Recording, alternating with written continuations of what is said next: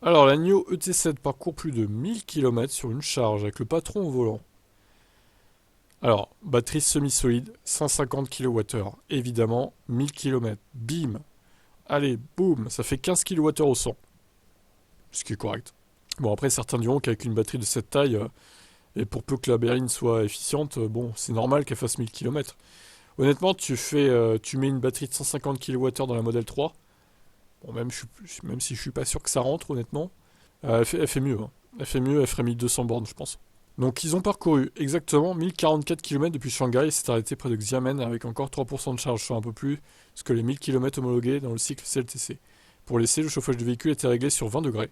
La température extérieure était comprise entre -2 et 14 degrés, le tout diffusé en direct sur les réseaux sociaux chinois. La consommation moyenne a été enregistrée à 13,2. Tempérant un peu le résultat soit par la question de la vitesse et les conditions de roulage. Le parcours s'est effectué sur autoroute, en direction du sud au départ de Shanghai avec la conduite semi-autonome activée sur 92% du trajet. La vitesse était assez stable et limitée à 90 km/h. La vitesse moyenne était de 83,9 km/h.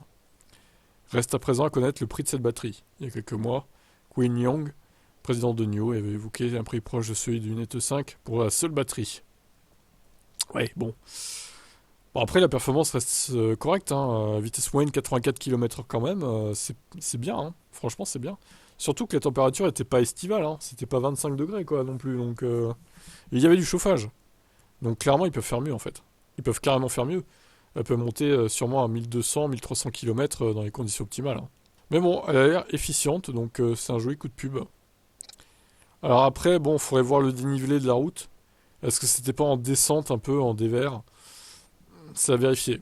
Parce qu'ils n'ont pas fait une boucle, hein, du coup, ils sont partis de Shanghai, ils sont allés jusqu'à la ville chinoise de Xiamen, quoi. Donc ça se trouve, la route avait tendance à descendre. Faudrait voir. Un joli coup de com', en tout cas, je vous laisse commenter.